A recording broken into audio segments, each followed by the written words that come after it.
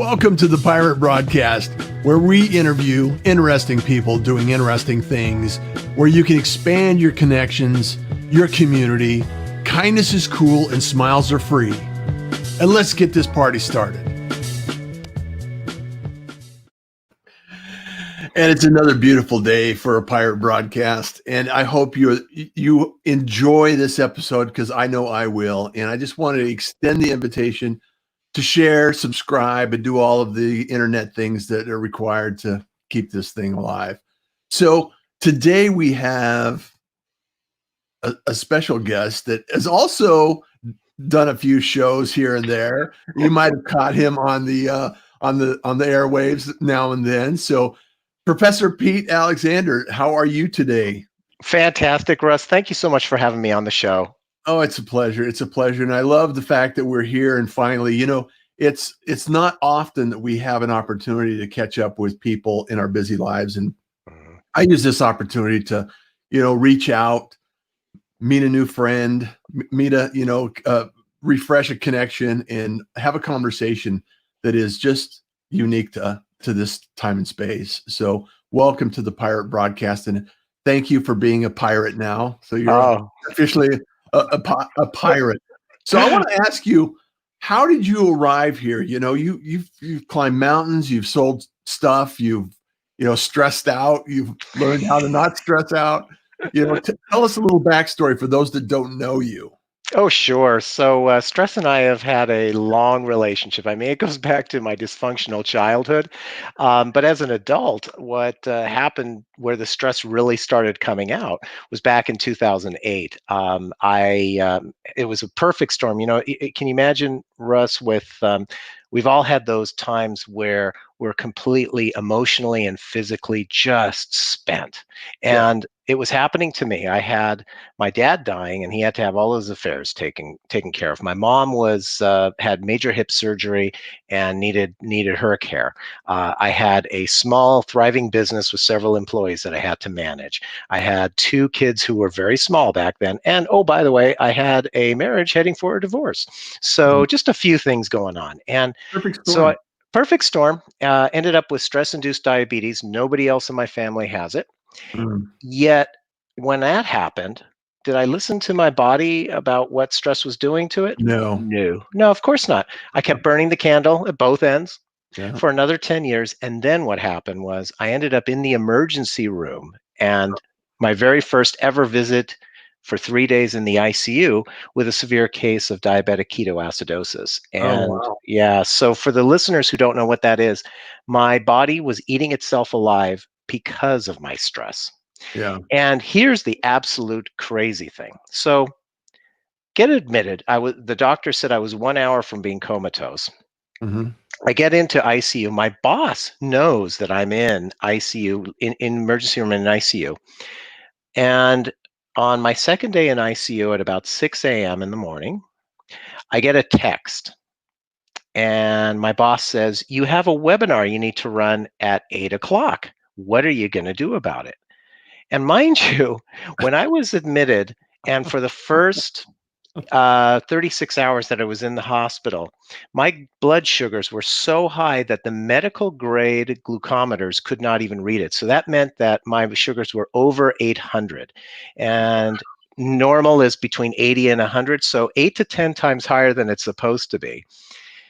But it had come down at this point when I got this text, it had come back down into almost normal ranges.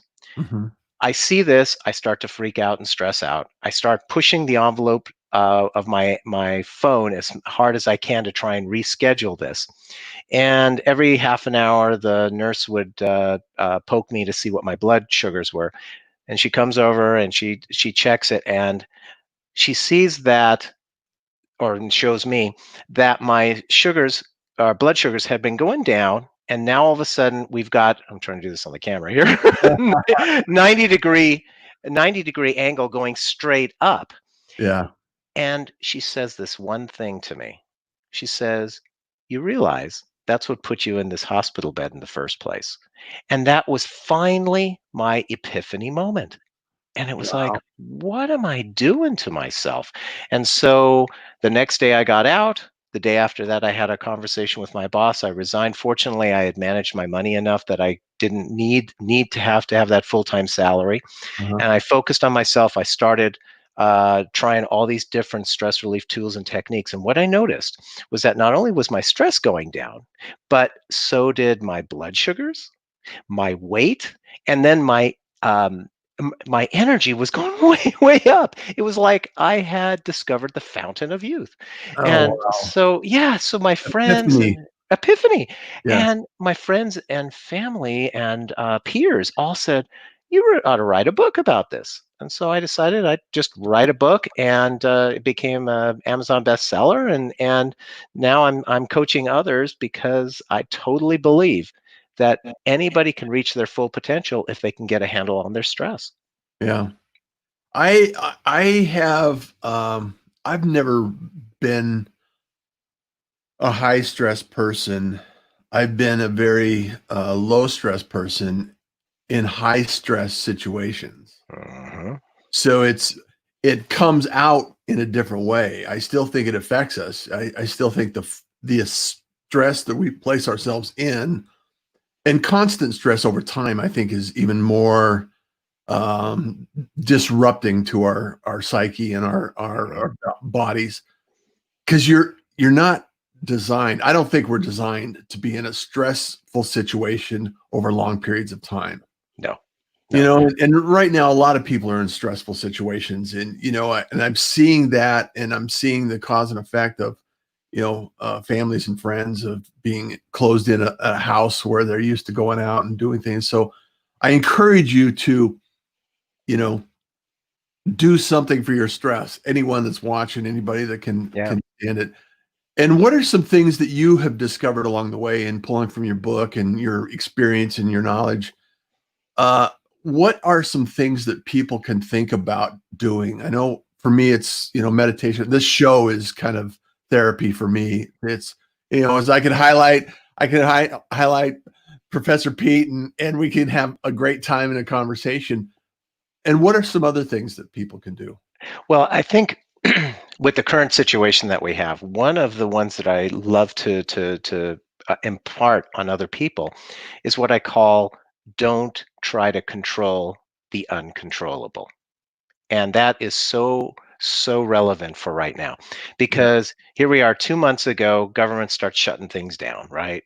We have no control over that because we don't run the government. Right. Um, we are having to deal with the situation of stay at home, working, not working, whatever it happens to be, as you mentioned. It's all about controlling ourselves. That's what we have control over. So the technique that I use with my clients is, you make two lists.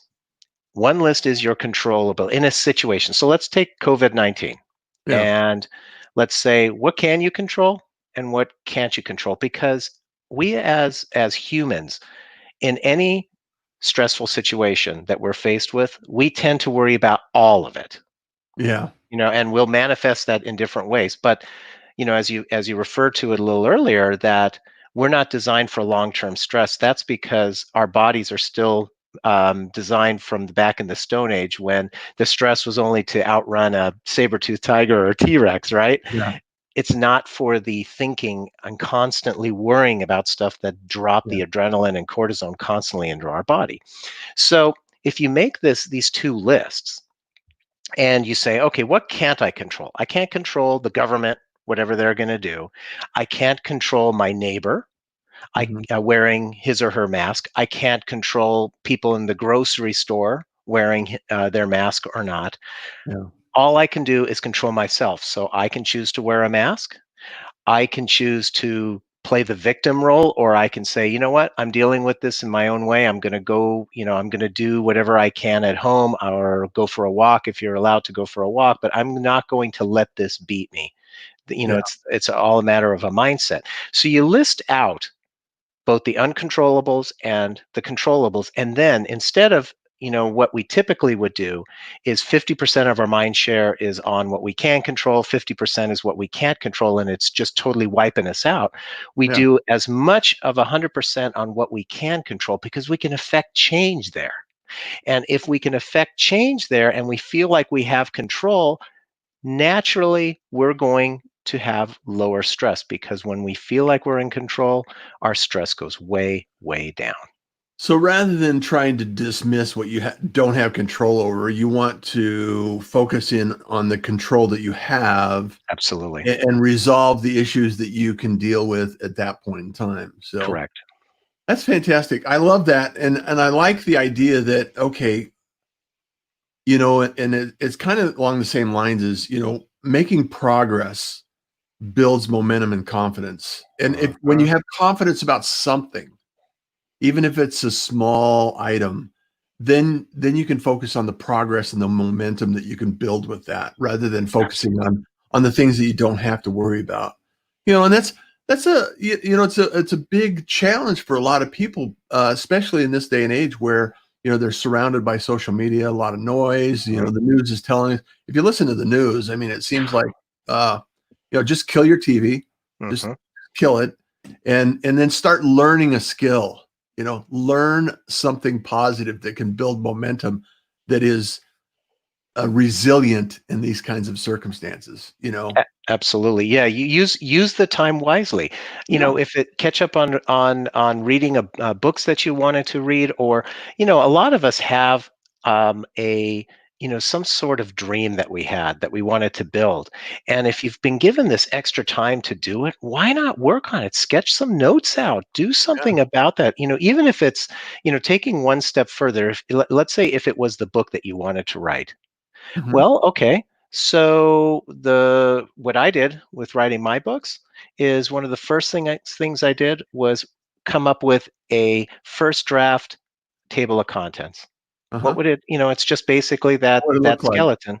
What would it look like? And you start and if you just get that one step forward, then as you said, you start gaining the momentum. And if you're stuck, and we all get stuck, and maybe it's in procrastination, or often, and a lot of our stress is all around fear, right? I mean, we're fearful of something. And I always like to remind people, what's the acronym fear stand for? You've probably heard this, right, Russ? I've heard many versions. To share Okay. yours.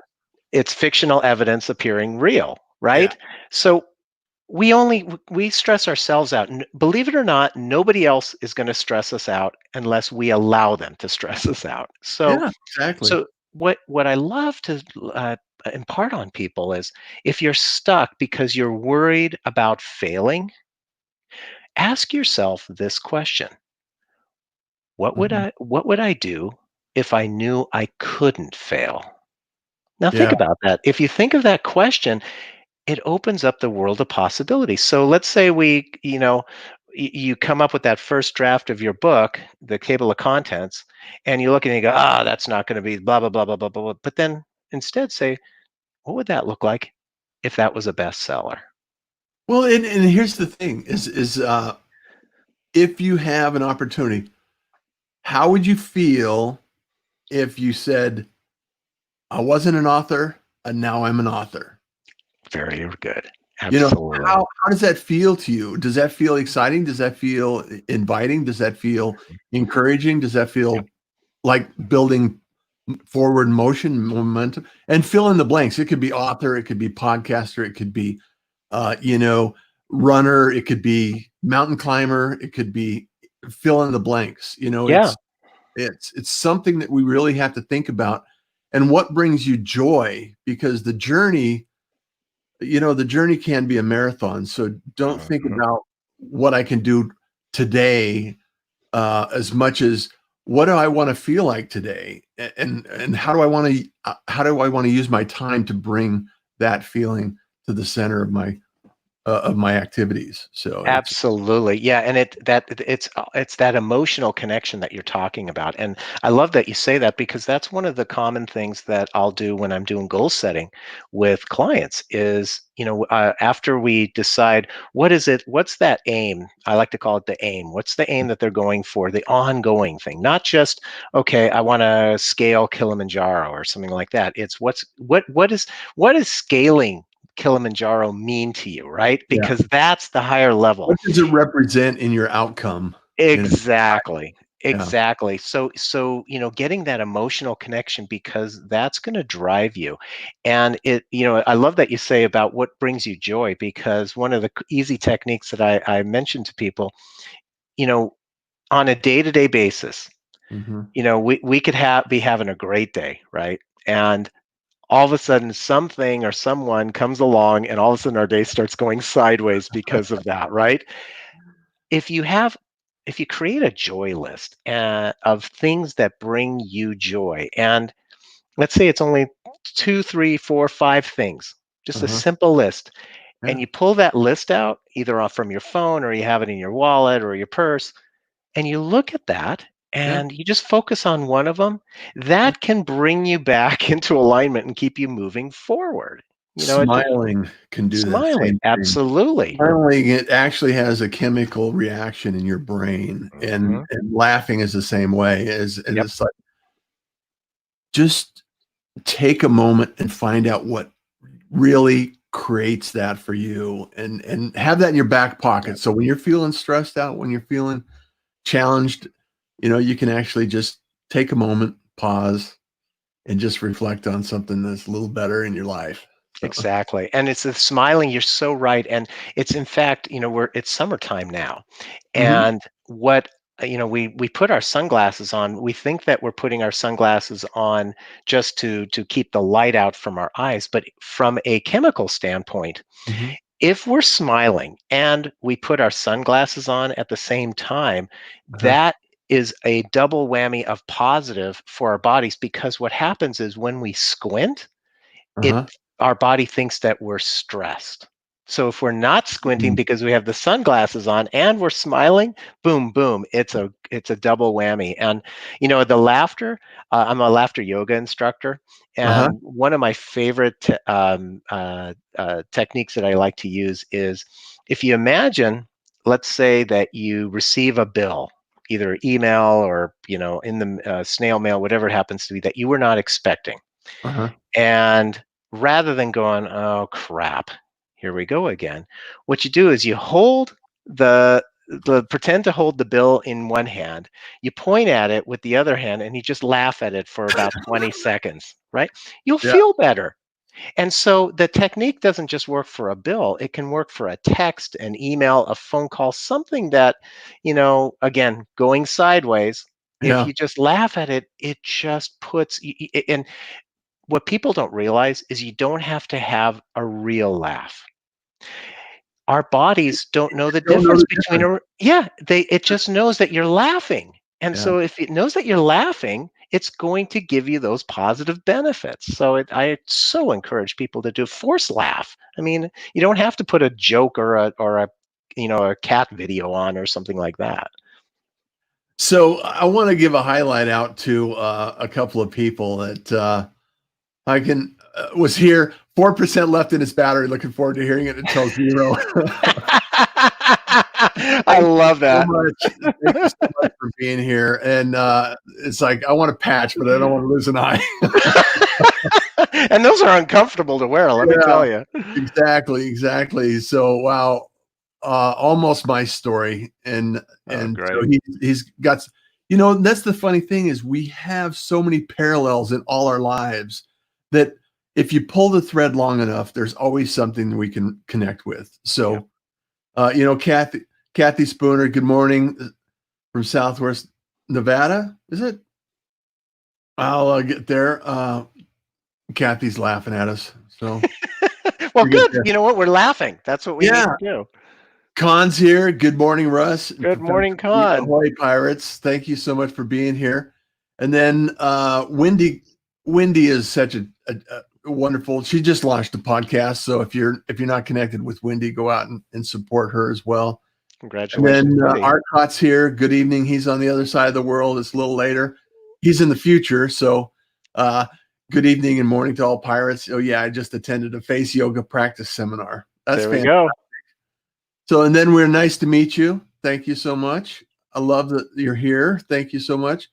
And also, Con said, divide and conquer your stresses. Great idea. I love that. I love that. Thank That's a you, great way Con. of looking at it. Divide and conquer. Then David Munford said hi. Hey, David. Saying hi to David, and lots of conversation. I love this because going back and forth in the conversations, there's a lot of people that are part of the pirate community that have actually made friends and made progress and changed how they're looking at life. I think so. It's really encouraging to me to have this community and build it up. So Kathy says, understanding the locus of control and mindfulness are key for reducing anxiety. Absolutely. Absolutely. I love that. I love that. And so, what would you do if I couldn't fail? Lovely statement. I love that. Absolutely. I'm glad you like it, Arcot. Lots of great and Wendy says, thank you. And I have a backup phone now. So we're back to 100% battery. Love it. Fantastic. So let's shift the tables. I know that you've been experiencing a lot of different areas, and I love the fact that there's a variety in the backgrounds, and I'm constantly curious and a lifetime learner. So I also enjoy and appreciate people that have had a diversity in their experience, and love to ask questions. You've been on LinkedIn a while, and you've kind of developed your approach, and there's things that have changed and things that have moved through. And I just wanted to find out what's your journey look like on social media as it relates to your podcast and helping people and having those conversations and making connections. I'm curious about how you approach that with your mindset and your lifestyle today. It's a good question. I'm on, obviously I'm on LinkedIn, I'm on Facebook, I'm on YouTube, Instagram, and Twitter. But when I started and I would do regular content for either my landscaping business or my stress relief coaching. But when I started the podcast, since that is directed at business leaders, Mhm. what I really started doing was focusing on LinkedIn, and it has become, if we were going to show a pie chart, let's say, of effort, I would have to say my time is spent 80% on LinkedIn. And I've Okay. grown my network substantially there over the last, since the beginning of the year. And that's through a lot through referrals, etc.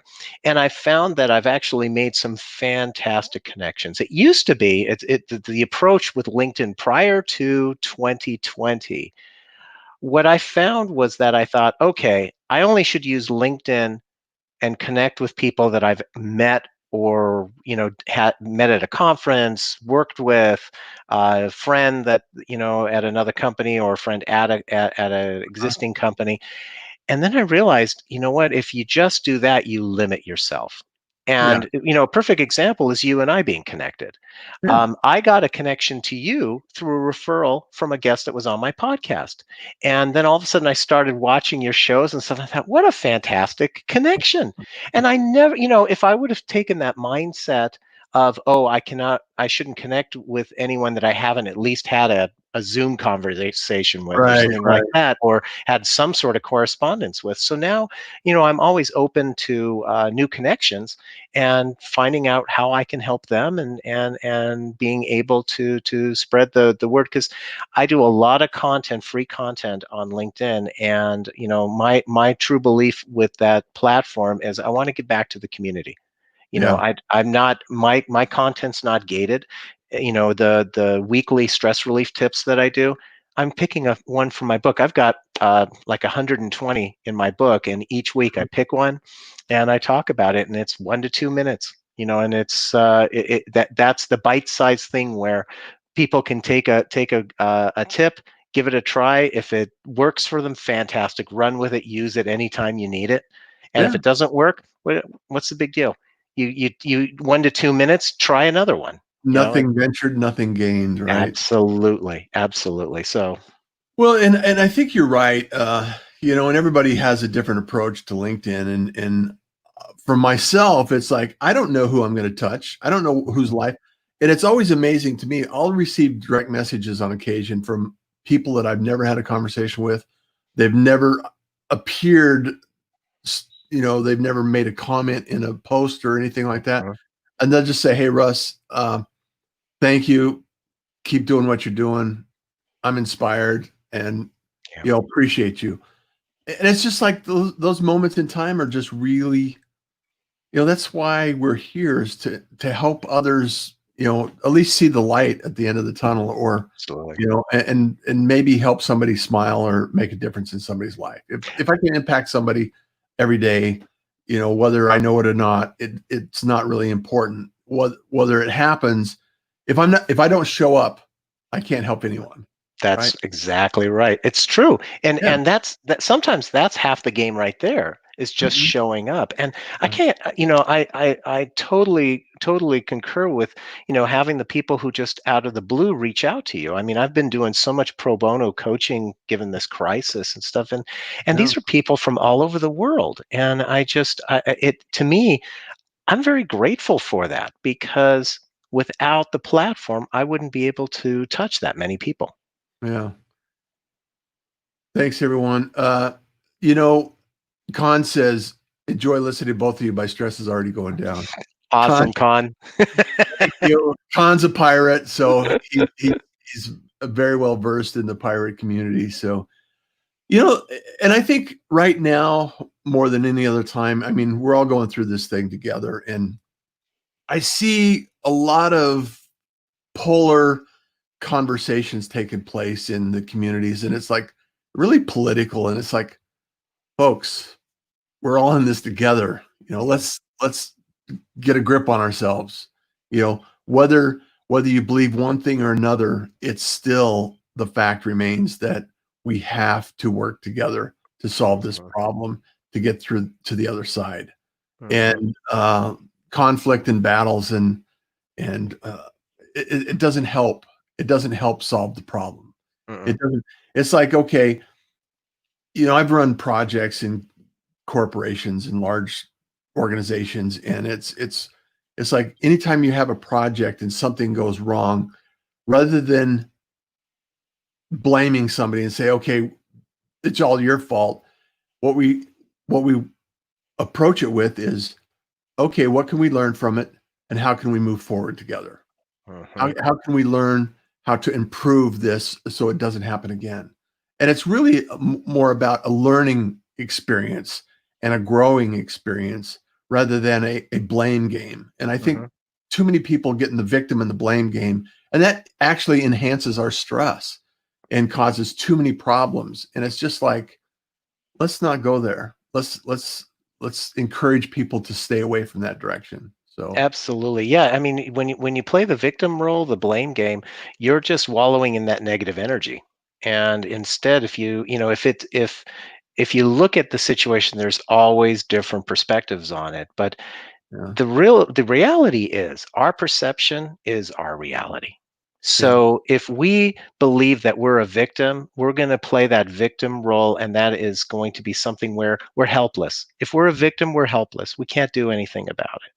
yeah, But if we just do as you say, and we look at it and we go, okay, yep, something happened here, let's see what we can do to fix it, and let's move forward. And yeah. that's a proactive, and the energy for that is so much more positive than the negative energy that's generated by playing that victim role. And when we wallow in that negative energy over and over and over again, it does not serve us, and our body is just battling that, because our mind has all the power over our body.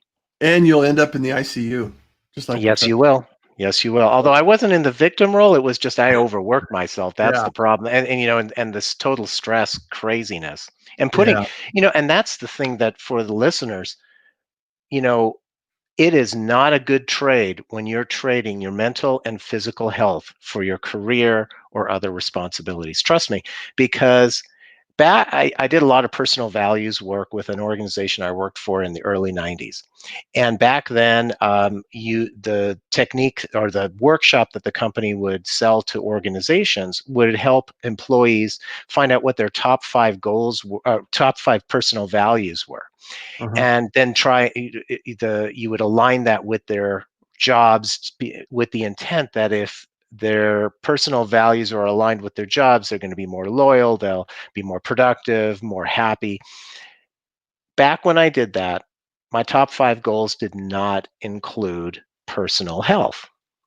Mm, And I can tell you right now, in every aspect of my life, whether it's my professional life, my personal life, you name it, yeah. personal health is number one, Right. because without your health, nothing else matters. And Yeah. think about this, Russ. The last time that you were really sick, did you feel like doing anything other than lying in bed?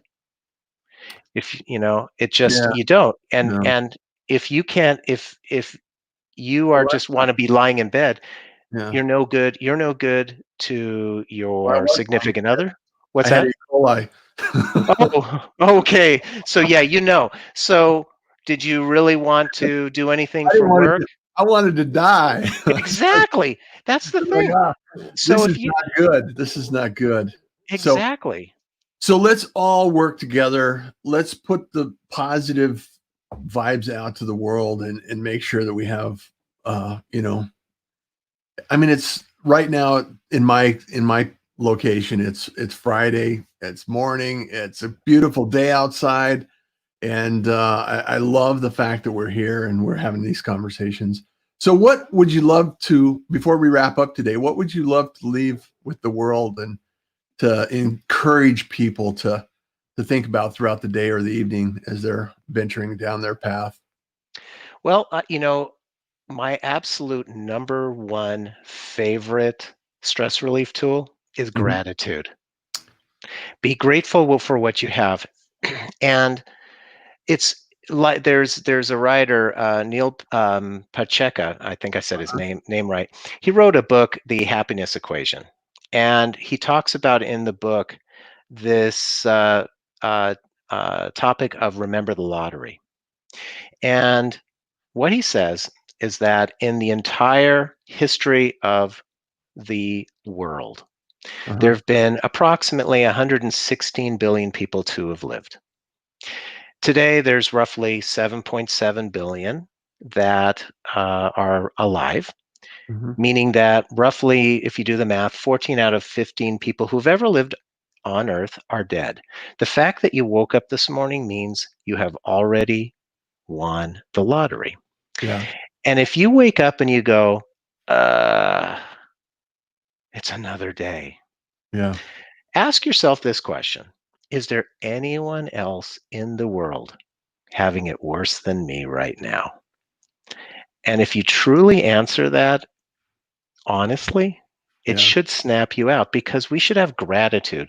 If we have gratitude for what we have, whether it's the roof over our head, whether it's food for breakfast, whether it's the car that you drive, whether it's the clothes that you have, whether it's the friends and family that you have, whether it's the great connections that you have, if you have gratitude for that, The you coffee in my cup. the coffee in your cup, what happens is you send a positive energy out to the universe, and the universe wants to provide you what you want, but it doesn't know positive It from doesn't negative. know It the only difference knows between no, positive. it only knows what signals you're sending out. So if you keep on saying things like, I have a note in my wallet that says I'm grateful, that's stuck to a dollar bill that's been in my wallet for years, and it says I'm grateful for all the money that has come to me.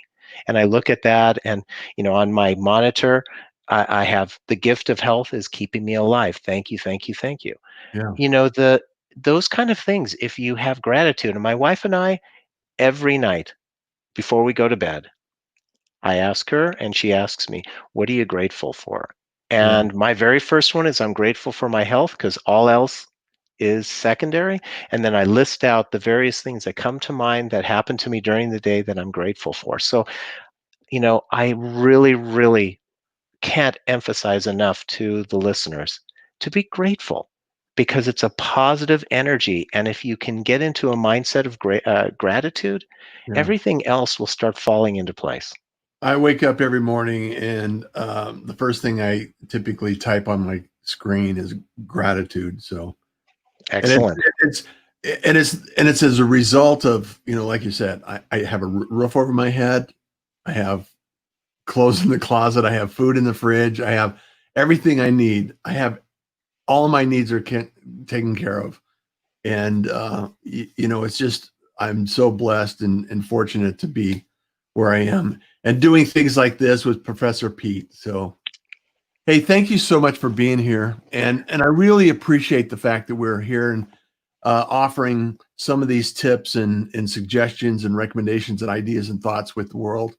And I know that they are going to land on somebody and change their day, because realistically, it's amazing what can take place when you use your mind in a positive way. So Absolutely. Well, Russ, it's been an absolute pleasure getting on the show with you. I'm so glad. I'm honored to be a pirate now. So I get to check that one off my bucket list. well, And and thank you everyone for being here. uh, I wish you I wish you the best in all your adventures and whatever you're doing over the day or the weekend. Have a fantastic Friday and a wonderful weekend, whatever it happens to be. And also, don't go away. I'm gonna wrap it up the show, and because you know why, everyone, because kindness is cool and smiles are free, and you enjoy the day. Thank you for joining the Pirate Broadcast. If you found this content valuable, please like, comment, and share it across your social media channels. I would love the opportunity to help others grow in their business. The Pirate Syndicate is a platform where you show up, we produce the show. It's that easy. If you want to be seen, be heard, and be talked about, join the Pirate Syndicate today.